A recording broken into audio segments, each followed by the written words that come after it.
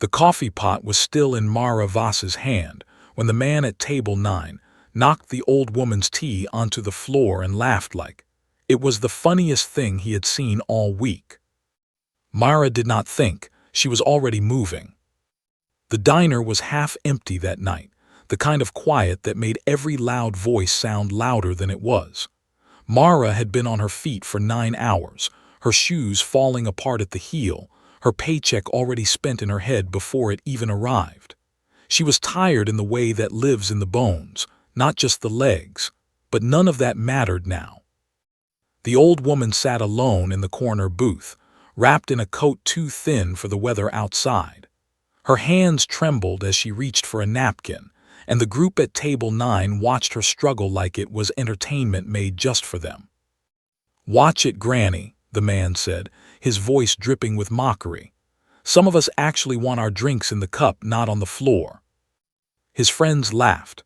One of them, a woman with sharp painted nails, filmed it on her phone, giggling behind her hand. Mara set the coffee pot down harder than she meant to. The sound cracked through the diner like a small gunshot, and every head turned toward her. "Leave her alone," Mara said. Her voice did not shake. She was surprised by that herself. The man at table 9 raised an eyebrow, amused rather than afraid. "Excuse me." "You heard me," Mara said. "Leave her alone." "We were just having a laugh," he said, leaning back in his seat like a king surveying his kingdom. "No harm done."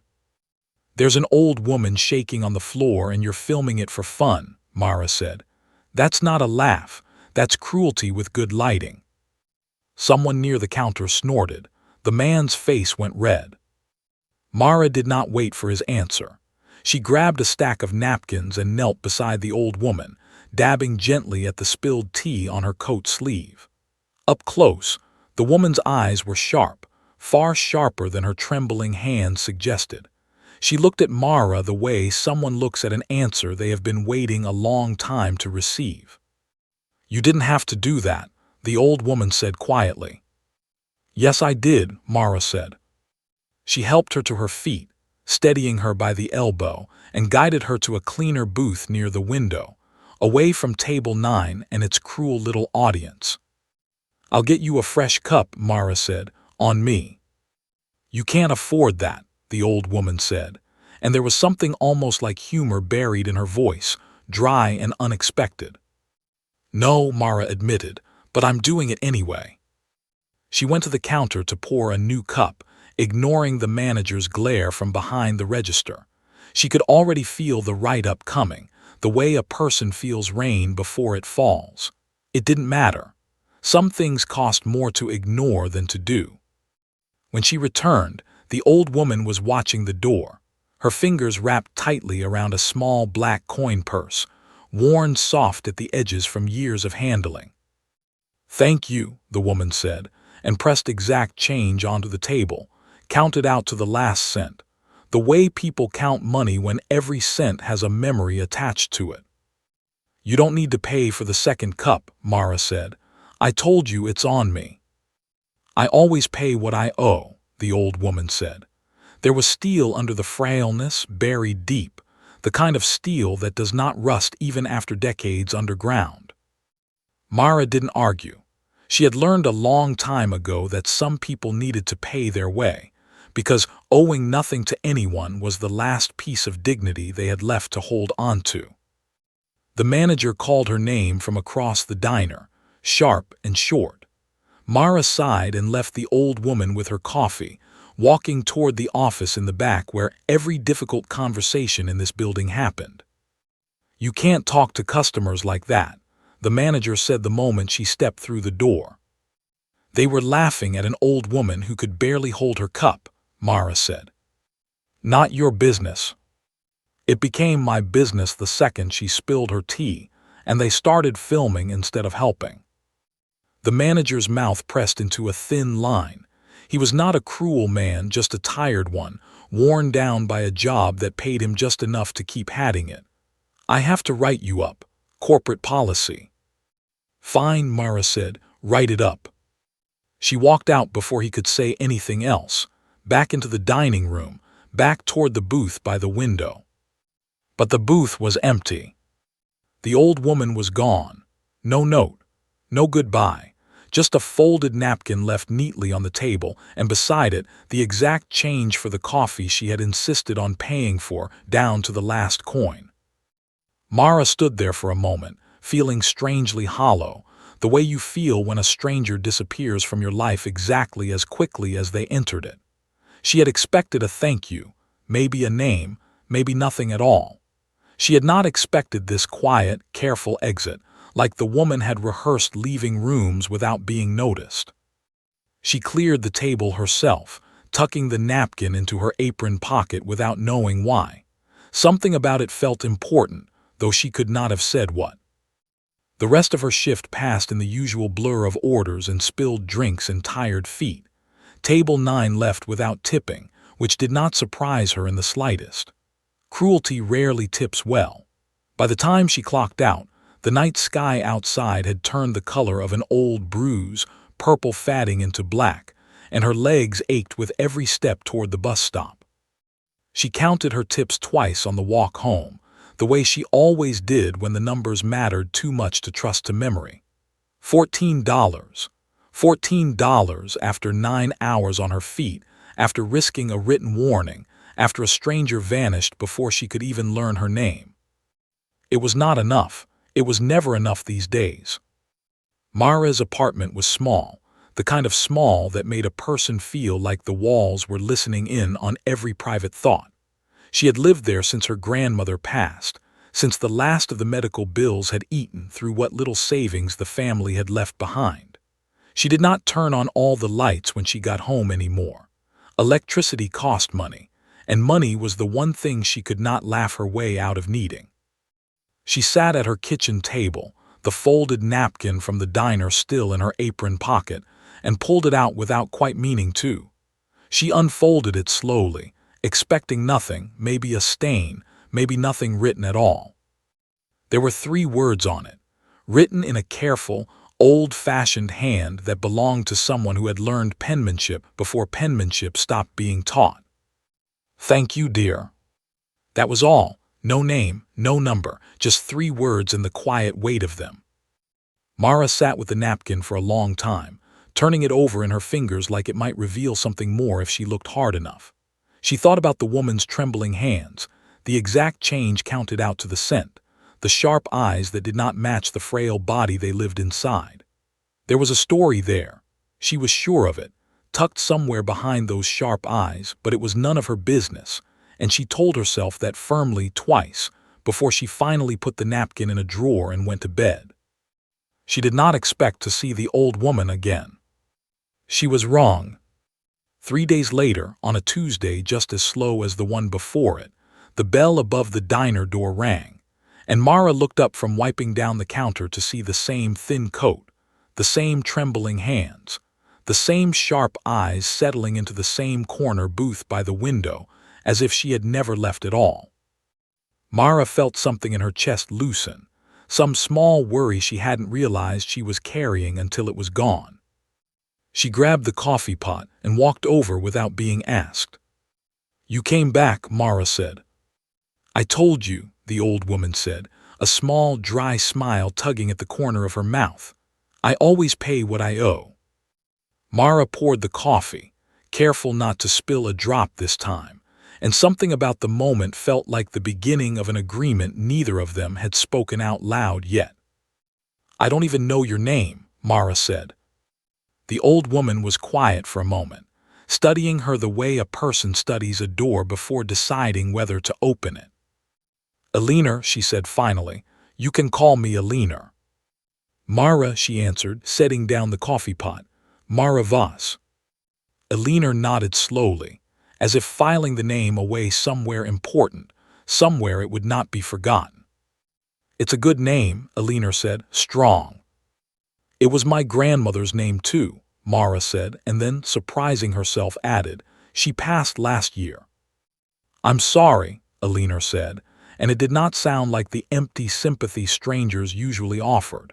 It sounded like she meant it, like grief was a language she spoke fluently herself. Neither of them said anything for a moment, Outside, the streetlight flickered against the window glass, and inside, something quiet and unspoken passed between two women who had no reason to trust each other, and somehow already did. "Well," Eleanor said finally, reaching for her coffee with steadier hands than she'd had 3 days before. "I suppose I'll be seeing you again, Mara Voss." "I suppose you will," Mara said. She did not know it yet, but that small promise, spoken over a chipped diner cup on a slow Tuesday night, was about to change the entire shape of her life. She only knew that for the first time in longer than she could remember, she was looking forward to a Tuesday. Eleanor kept her word. She came back the next Tuesday, and the Tuesday after that, always in the same thin coat, always in the same corner booth, always paying in exact coins counted out like a ritual she could not skip. Mara began saving her a cup of the good coffee before the pot turned bitter from sitting too long, and Eleanor began arriving earlier, as if she too looked forward to the quiet hour before the dinner rush. But behind the coffee and the small talk, Mara's life was falling apart in ways she told no one about. The letter had come on a Thursday, tucked between a grocery flyer and a bill she already couldn't pay. It was from the nursing home where her grandmother had spent her final 2 years, the place that had cared for her when Mara could not, the place that now wanted the rest of what was owed, all at once, no more waiting. $4,000. The number sat in Mara's mind like a stone she could not put down. She had already sold what little jewelry her grandmother left behind. She had already picked up every extra shift the diner would give her.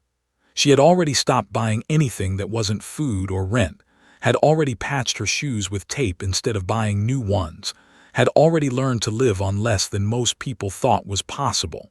And still the number sat there, unmoved, unimpressed by all her sacrifice. She did not tell Eleanor any of this. It felt wrong, somehow, to burden a fragile old woman with troubles that were not hers to carry.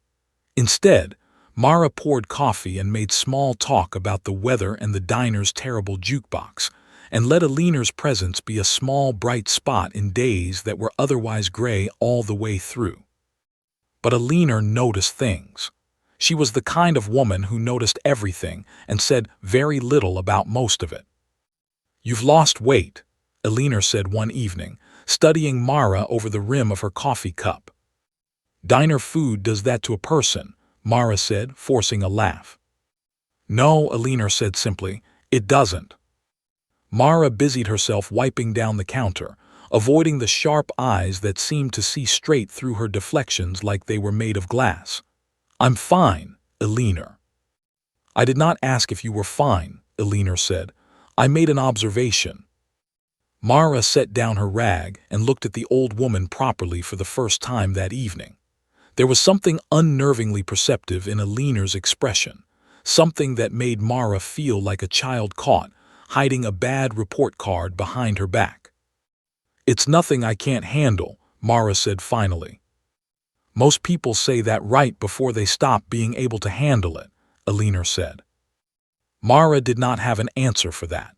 She simply refilled Eleanor's cup and moved on to the next table, though she could feel Eleanor's eyes following her the rest of the evening, quiet and calculating in a way that made Mara wonder, not for the first time, exactly who this woman had been before she became a lonely figure in a diner corner booth.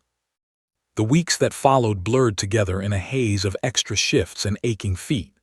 Mara picked up mornings before her regular evening shift, pulling doubles whenever the schedule allowed, running on coffee and stubbornness, and very little sleep. She told herself it was temporary, that she would find a way to make the number smaller, that things would look better once the nursing home stopped sending letters with red stamped warnings across the top. She did not notice, at first, that Eleanor had started asking more questions, careful questions, phrased so gently that Mara answered them before she realized how much she was revealing. Questions about her grandmother, questions about the bills, questions about whether Mara had any family left to help her carry the weight she was carrying alone. "No," Mara admitted one night, when the diner was empty except for the two of them and the hum of the refrigerator case behind the counter. "It's just been me for a while now." "That's a heavy thing to carry by yourself," Alina said. "People carry heavier," Mara said, with a shrug that cost her more effort than it should have. Alina studied her for a long moment, the kind of look that felt like being weighed on a scale only she could read. "You remind me of someone," she said finally. "Who?" "Myself," Alina said. "A long time ago, before I learned that carrying everything alone is not the same thing as being strong. Sometimes it is simply being afraid to ask." Mara did not know what to say to that. She busied herself with the coffee pot instead, refilling a cup that did not need refilling, buying herself a moment to swallow the sudden lump in her throat. "I'm not afraid," Mara said finally. "I'm just used to it." "That is often the same thing wearing a different coat," Alina said. The bell above the door rang before Mara could answer, and the conversation dissolved into the ordinary noise of the diner, the way important conversations sometimes do, cut off before they can finish, left to sit unresolved in the space between two people who were slowly, carefully, learning to trust each other. It was on a Thursday night, nearly closing time, that Mara found the envelope. She had been clearing Alina's booth after the old woman left, gathering the empty cup and the crumpled napkin, when her fingers brushed against something thick tucked beneath the edge of the tip plate. She pulled it out, expecting perhaps a folded receipt, and found instead a plain white envelope, unsealed, with her name written across the front in Alina's careful, old-fashioned hand. "Mara Voss." She looked toward the door, half expecting Alina to still be there, waiting to explain, but the old woman was already gone, swallowed by the evening outside, gone the way she always went, quiet and sudden and impossible to catch. Mara opened the envelope with hands that were not quite steady. Inside was cash, a lot of cash, more than Mara had seen in one place in longer than she could remember. She counted it twice at the counter, her heart hammering against her ribs, and both times the number came out the same. $4,000 exactly, the exact amount from the letter she had never spoken of out loud to anyone. There was no note, no explanation, just the money and the careful handwriting on the envelope and a silence that asked more questions than it answered. Mara's first instinct was to run after her, to find Alina and give it all back, because this was too much. This was not something strangers did for each other over shared coffee and small talk about the weather. But Alina was gone, vanished into the night the way she always vanished, and Mara was left standing alone in an empty diner holding an envelope that felt heavier than any amount of cash had a right to feel. She did not sleep that night. She sat at her kitchen table with the money spread out in front of her, staring at it like it might disappear if she looked away, like it might reveal some hidden catch she had missed in the counting. How had Alina known the exact number? Mara had never said it out loud, not once, not even in a moment of weakness. She had guarded that number like a secret shame, the way people guard debts they are afraid will define them if anyone ever finds out. And yet here it was, exact, precise, impossible. Mara thought about returning it the next Tuesday, about pressing it back into Alina's frail hands and insisting she could not accept it. That pride alone demanded she find another way. But something about the careful handwriting, the deliberate timing, the exactness of the number, told her this was not a gift given lightly, and refusing it might insult something Alina needed to give as much as Mara needed to receive it. She paid the nursing home the next morning, standing in line at the bank with the cash counted into careful stacks, her hands shaking as she handed it over to a teller who had no idea what the moment cost her, what weight it lifted, what $4,000 in exact bills actually meant to a woman who had been drowning quietly for over a year. When she left the bank, she felt lighter than she had in longer than she could remember. But underneath that lightness sat a question she could not shake loose, no matter how she tried. Who was Alina, really? And how had a lonely old woman in a threadbare coat, paying for coffee in exact coins, known the precise weight of a secret Mara had never told a living soul? She did not have an answer, not yet. The following Tuesday, Alina arrived at her usual time, settling into her usual booth, ordering her usual coffee, as if nothing unusual had happened at all. Mara approached with the coffee pot, her chest tight with words she did not know how to say. "Alina," Mara started. "Your coffee is getting cold," Alina said, nodding toward the pot still in Mara's hand.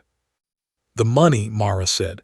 "I don't understand how you—" "You paid your debt," Alina said simply, cutting her off before she could finish. "That is all that matters."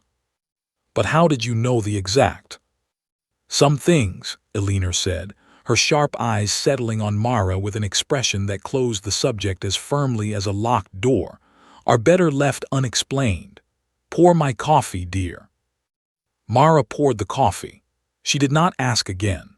But she noticed, that night and every night after, that Alina watched her a little more closely, as if something between them had shifted, as if a debt of a different kind had quietly begun accumulating on the other side of the ledger, one that had nothing to do with money at all. She did not know yet that somewhere across town, in a house far larger than any diner, a man was reading a short, careful report about a waitress who had defended his mother without knowing who she was, and deciding, in his own cold and calculated way, that this was a debt he intended to settle personally. The black car was parked outside the diner 3 nights later, engine running, windows tinted so dark they gave nothing back but Mara's own tired reflection. She noticed it the moment she stepped outside after closing, her apron folded under her arm, her mind already halfway home to the leftover rice waiting in her fridge. The car had not been there when she arrived for her shift. It had not been there an hour ago when she took out the trash. Now it sat at the curb like it had always belonged there, patient, expensive, and completely out of place on a street lined with fast food wrappers and cracked pavement. Mara's steps slowed without her deciding to slow them. A man stepped out from the driver's side before she reached the corner. He was tall, dressed in a dark suit that fit him the way clothes only fit people who never had to think about money, and his expression carried the careful neutrality of someone paid very well to give nothing away. "Miss Voss," he said. Mara stopped walking, her hand tightened around the strap of her bag. "Do I know you?" "No," the man said. "My name is Peter. I work for the Ashkcom family." The name meant nothing to Mara, and it showed plainly on her face, because Peter continued without waiting for a reaction that wasn't coming. "I've been asked to offer you a ride," he said. "There is someone who would like to speak with you." "I don't take rides from strangers," Mara said, taking a step back despite herself. Every instinct she owned was lit up at once, warning her, telling her that whatever this was, it did not belong in her ordinary, exhausted life. "I understand the hesitation," Peter said, and something in his tone suggested he had said this exact sentence to other frightened people before. "You are not required to come. The offer will remain open. The car will be here tomorrow and the night after for as long as it takes." "Who wants to speak with me?" Mara asked. "And why?" Peter's expression did not change. "I'm not authorized to say more than that." Mara studied him for a long moment, weighing the strange calm of his posture against the wild alarm ringing through her own chest. Her mind ran quickly through every possible explanation, each one worse than the last. A debt collector working an angle, someone from the diner filing a complaint that had somehow escalated. Trouble connected to the very cash that had saved her a few weeks earlier, cash she still did not understand, cash that had felt too good, too precise, too impossible to be entirely without a cost attached. "No," Mara said finally, "thank you, but no." She walked away without looking back, her heart hammering so hard she could feel it in her throat, expecting at every step to hear the car door open again, footsteps following her down the sidewalk. None came. When she finally allowed herself to glance over her shoulder at the corner, the black car was still parked exactly where it had been, engine idling, patient as a held breath. It was there again the next night, and the night after that. Mara stopped taking her usual route home, cutting instead through the alley behind the pharmacy and down 2 extra blocks, telling herself it was for exercise, telling herself it had nothing to do with avoiding a car that made her stomach twist every time she saw it. She told no one at the diner what was happening, because she did not know how to explain it without sounding as unsettled as she felt. On the 4th night, Alina was waiting in her usual booth when Mara arrived for her shift, but something about her posture was different, straighter somehow, less fragile, as if she had set down a weight she usually carried. "You look tired," Alina said, when Mara came to pour her coffee. "I haven't been sleeping well," Mara admitted. "Is something troubling you?" Mara hesitated, coffee pot hovering above the cup. She thought about the black car, about the man named Peter, about the strange offer that refused to go away.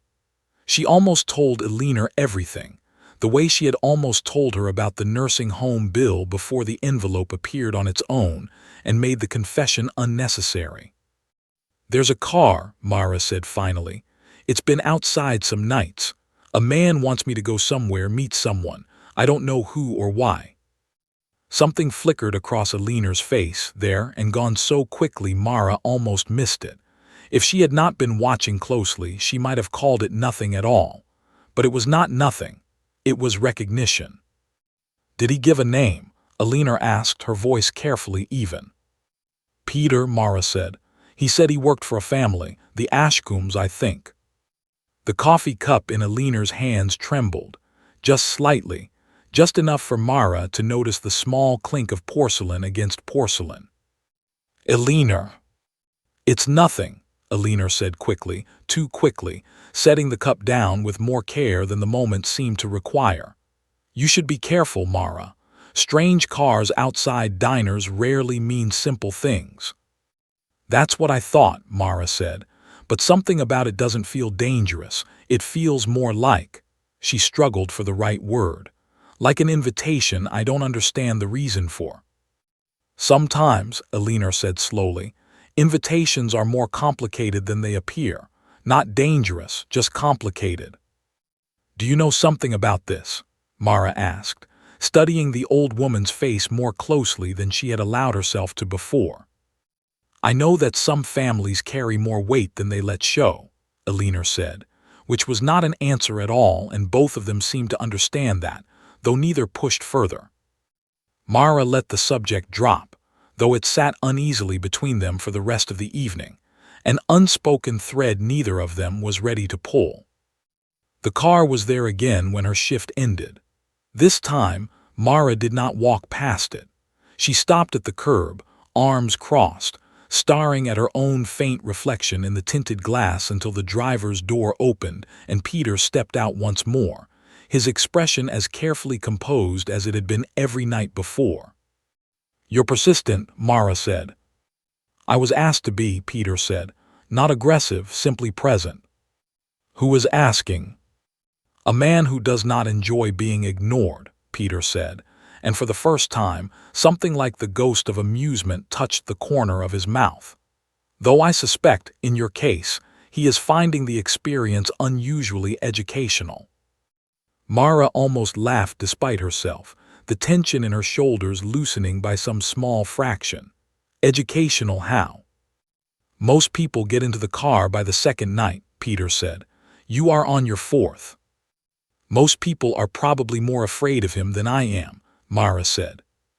"That," Peter said, "may be exactly why he wants to meet you." Mara looked down at her shoes, worn thin at the heel, patched with tape that had begun to peel at the edges again. She thought about the envelope with her name written in careful, old-fashioned handwriting. She thought about Alina's trembling coffee cup at the mention of a name that clearly meant something to her, something she was not ready to explain. She thought more than anything about the strange thread connecting all of it together, invisible but unmistakably real, like a current running beneath still water. "If I get in this car," Mara said slowly, "will I be able to leave whenever I want?" "Always," Peter said without hesitation. "No one is holding you anywhere. This is an invitation, not a summons." Mara studied his face for any trace of deception and found none, only the same careful neutrality he had carried since the first night. Unwavering, patient, honest in the particular way that people are honest when lying would cost them more than the truth ever could. She looked back once toward the diner, its windows dark now, its doors locked for the night, and thought about the empty apartment waiting for her, the cold leftover rice, the silence that had become the loudest thing in her life since her grandmother passed. "Fine," she said, "but if this turns out to be strange, I'm walking straight back out." "Understood," Peter said, opening the rear door for her. The car's interior was nothing like Mara had expected. She had imagined something cold and sterile, the kind of luxury that announced itself loudly, but instead the seats were worn soft with use, a blanket folded neatly in the corner, a paperback novel tucked into the side pocket with a bent corner marking someone's place. It felt, oddly, less like the inside of a wealthy man's car and more like the inside of someone's quiet, private life. They drove in silence for nearly 20 minutes, leaving behind the cracked sidewalks and flickering streetlights of Mara's neighborhood, passing through streets that grew steadily wider, cleaner, quieter, until the houses on either side stopped looking like houses at all and started looking like small private kingdoms hidden behind iron gates and old trees. Mara pressed her forehead lightly against the cool window glass, watching the world outside transform mile by mile into something she had only ever seen in magazines left behind by customers at the diner. "How much farther?" she asked. "Not far now," Peter said. The car turned through a set of gates that opened without anyone touching them, as if the house itself had been waiting, watching, expecting her arrival all along. Mara's stomach tightened as the driveway unfolded ahead of them, long and lined with trees so old they must have been planted before anyone currently living had been born. The house that came into view at the end of it was not simply large. It was the kind of large that made a person feel suddenly, uncomfortably aware of every patch on their clothing, every crack in their shoes, every unpaid bill they had ever carried like a private shame. Mara swallowed hard as the car came to a slow stop in front of wide stone steps. "Miss Voss," Peter said, stepping out to open her door, "welcome to the Ashkcom estate." Mara stepped out onto the gravel, her worn shoes crunching softly beneath her, and looked up at the house towering above her like a question she had not yet found the courage to ask. Whatever waited for her behind those doors, she understood now, with absolute certainty, that her ordinary life had already ended the moment she poured a second cup of coffee on a slow Tuesday night. She simply had not realized it until this exact moment, standing small and unsure at the bottom of stone steps that led toward an answer she was not sure she was ready to hear. The doors opened before Mara reached them, pulled by a woman in a simple gray dress who introduced herself only as Ruth and said nothing else, leading her through a foyer so large that Mara's footsteps echoed strangely against the marble floor, bouncing back at her from a ceiling she had to tilt her head to fully see. She was led into a sitting room lined with tall windows, heavy curtains pulled back to let in the last gray light of evening. A fire burned low in the fireplace, though the room did not feel cold enough to need it. Everything about the space felt curated, deliberate, expensive in a way that whispered rather than shouted. "Wait here," Ruth said, and left her alone. Mara did not sit. She stood near the center of the room, arms crossed loosely over her chest, feeling smaller with every passing second, her mind spinning through possibilities that all seemed too large for her ordinary life to actually contain. The door opened again, and a man walked in. He was younger than Mara expected, though there was nothing young about the way he carried himself. Everything about him was controlled, precise, from the perfectly tailored suit to the flat, assessing look he gave her the moment he entered the room, like a man reviewing a report rather than meeting a person. "Miss Voss," he said, "thank you for finally accepting the ride." "You must be the man who doesn't like being ignored," Mara said. Something flickered behind his eyes, not quite a smile but close enough to its shadow. "Julian Ashkcom," he said, "and I don't generally, though I understand your caution was reasonable." "4 nights of a car outside my work isn't exactly subtle," Mara said. "Subtlety was never the point," Julian said. "Persistence was." He gestured toward a chair near the fire, and Mara sat, more because her legs suddenly felt unsteady than out of any real desire to be comfortable in this house. Julian remained standing, one hand resting on the back of the chair across from her, studying her the way a man studies a puzzle he has already half solved, but wants to confirm before speaking the answer out loud. "I'll get to the point," he said. "Several weeks ago, you defended an elderly woman in your diner, verbally, not physically, though I understand you were fully prepared for either." Mara felt heat rise in her cheeks. "You've been watching me." "I've been informed about you," Julian corrected. "There's a difference. My mother does not go anywhere without someone eventually reporting back to me, regardless of how carefully she tries to slip away unnoticed." The word landed in the room like a dropped glass, sharp and impossible to ignore. "Your mother," Mara repeated slowly. "Elena Ashkcom," Julian said. "The woman you defended. The woman whose coffee you've been pouring every Tuesday for the past 2 months. The woman who apparently knew the exact balance of your grandmother's nursing home debt down to the dollar, though I suspect you've been wondering how that was possible without wanting to ask too many questions." Mara sat perfectly still, the pieces sliding into place with a suddenness that left her almost dizzy. The thin coat, the exact coins counted with such careful precision, the trembling hands that did not match the steel underneath, the sharp eyes that had studied her so closely, week after week learning things about her Mara had never intended to reveal.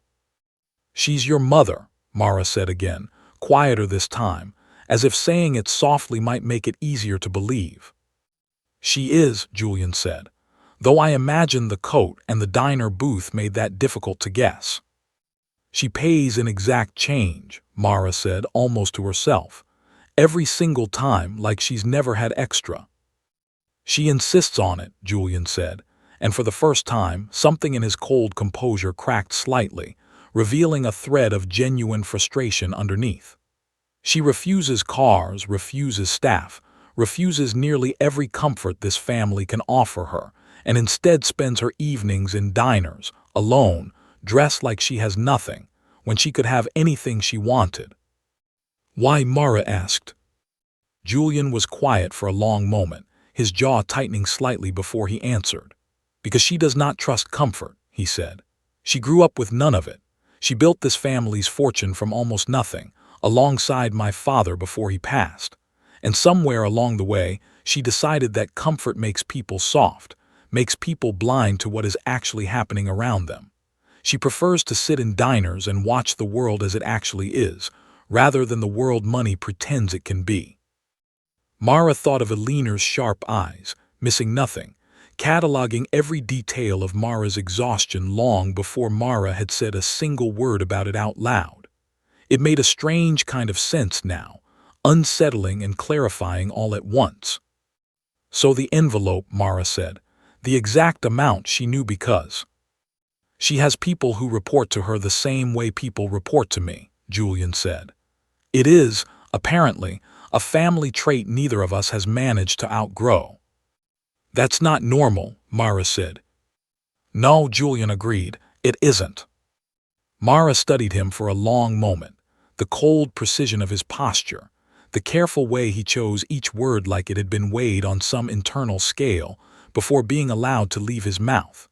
She thought about Peter's quiet patience outside the diner, about Ruth's silent efficiency leading her through the foyer, about an entire household built around observing without ever quite participating. "Why did you bring me here?" Mara asked finally, If this is just about saying thank you, you could have done that with a card. It's not simply about a thank you, Julian said. You defended my mother without knowing who she was, without expecting anything in return, at a cost to yourself that you did not hesitate over. That is rare, Miss Voss. Rarer than you might think in circles like mine. So what you want to reward me? Mara asked, an edge creeping into her voice despite her best efforts to keep it out. Write a check and call it settled. Would that be so unreasonable? Julian asked, tilting his head slightly, studying her reaction with the same clinical attention he might give an unexpected variable in an otherwise predictable equation. It would be exactly what I expected, Mara said. Rich people solve problems with money because it's the only currency they fully understand. I didn't help your mother because I wanted a reward. I helped her because someone was being cruel to a defenseless old woman, and I wasn't going to stand there and let it happen.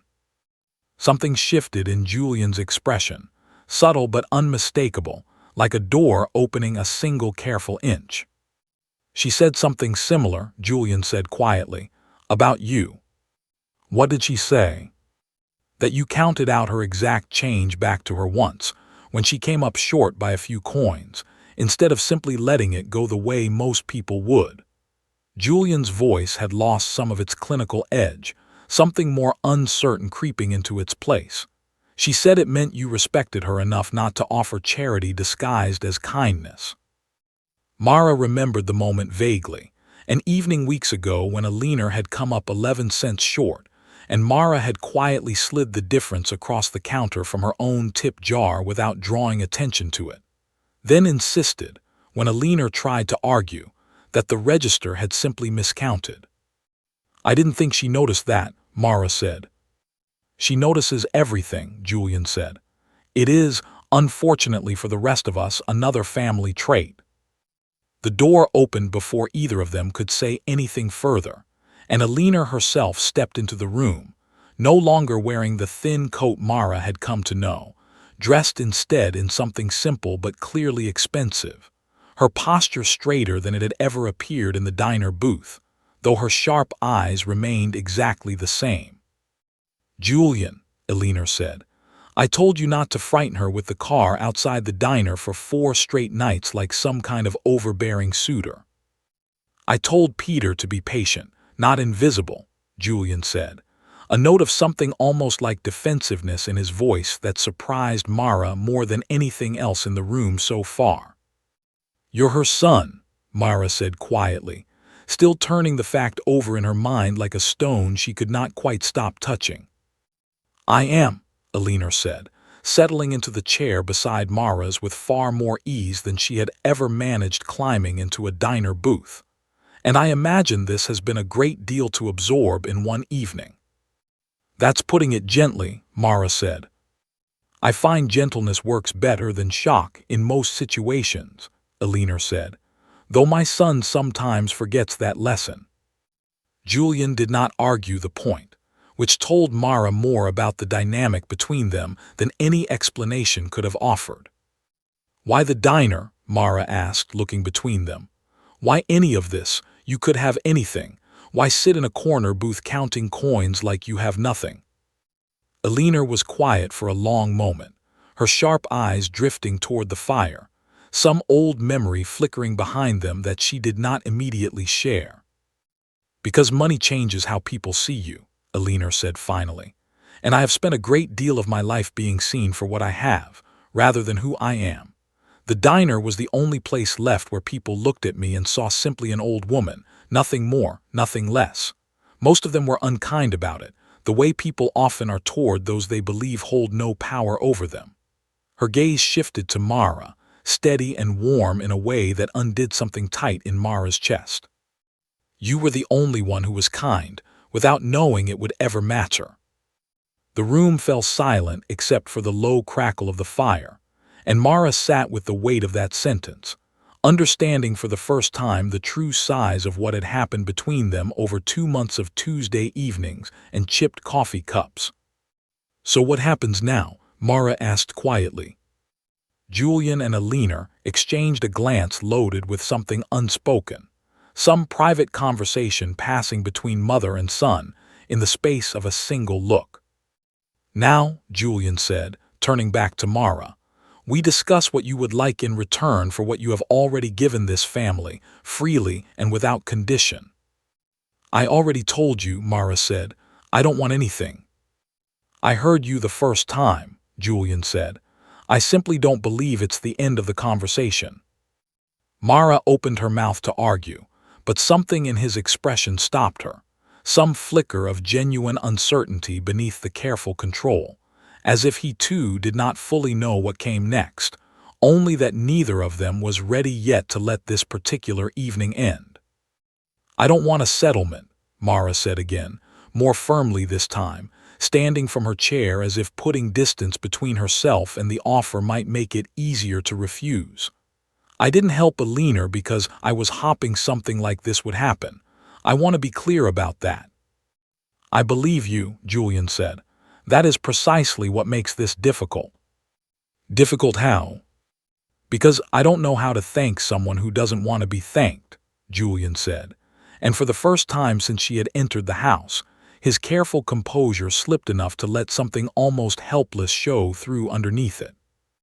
Mara crossed her arms, studying him. "Most people would just say thank you, with words. That's usually how it works." "Words feel insufficient," Julian said. "They're not supposed to feel like enough," Mara said.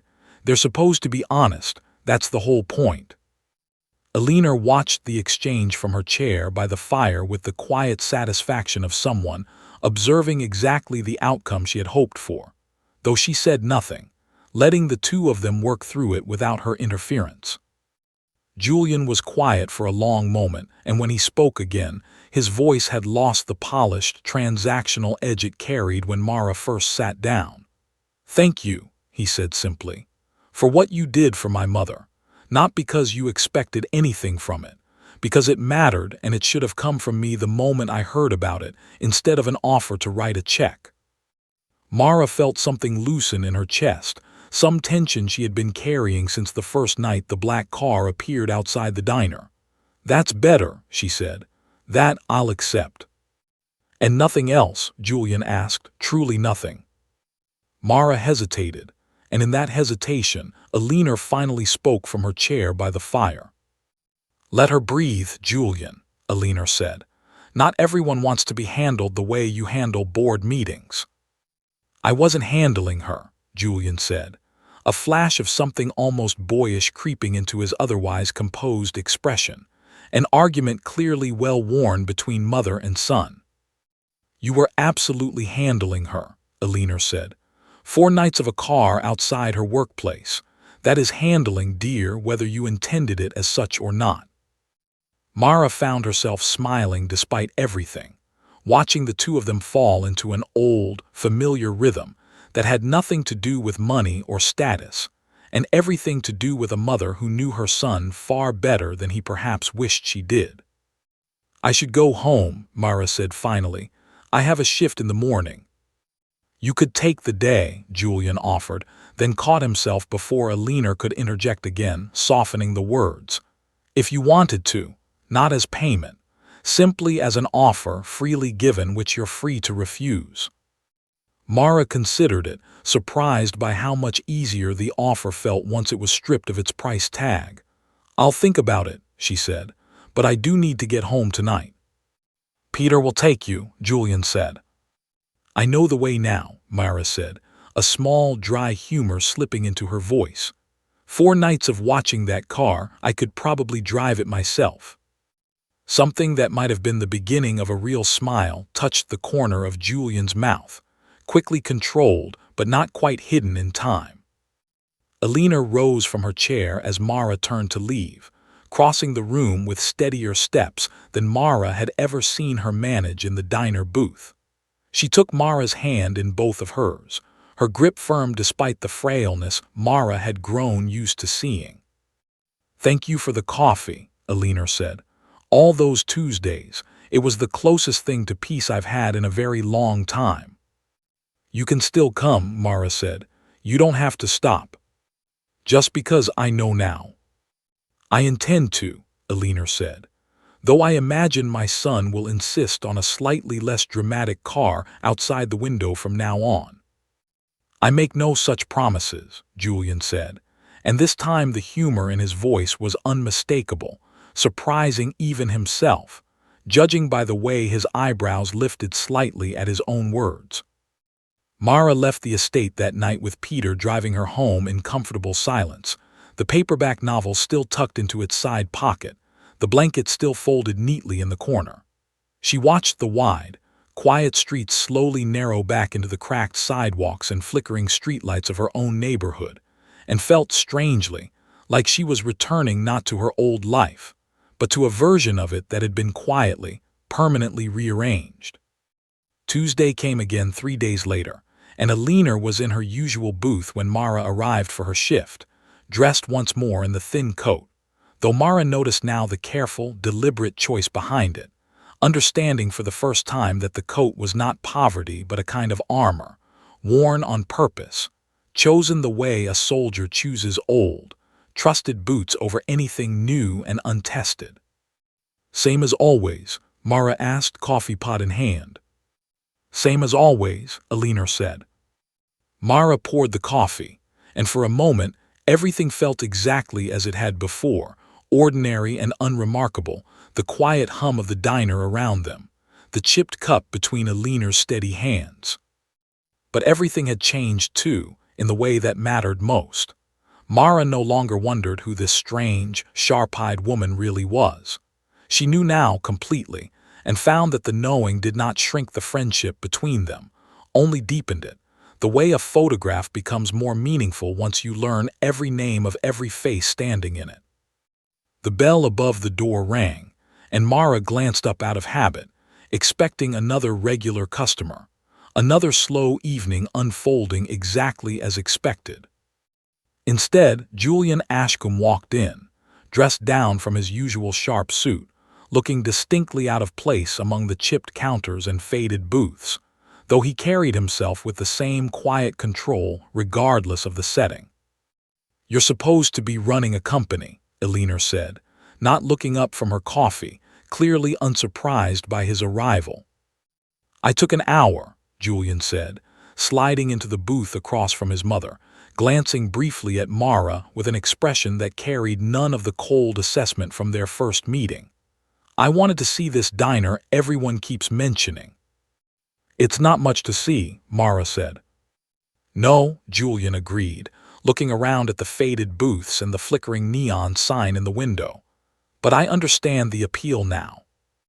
Mara set a fresh cup in front of him without being asked, and he studied it for a moment before wrapping his hands around it, an oddly ordinary gesture for a man who likely owned more coffee cups in fine china than this entire diner had accumulated in its history. "Exact change," Alina reminded him, a dry note of humor in her voice. "House rules." Julian checked his pockets, and for a brief, almost comic moment, panic flickered across his composed features as he realized he was carrying nothing smaller than large bills, an entire empire built on numbers, undone by the simple mechanics of a diner cash register. Mara laughed before she could stop herself, the sound surprising even her, warm and unguarded in a way it had not been in longer than she could remember. "It's on the house," she said, "just this once." "I thought you didn't believe in charity disguised as kindness," Julian said, echoing his mother's earlier words with a small, genuine smile. "This isn't charity," Mara said. "This is a regular being nice to a first-timer, completely different thing."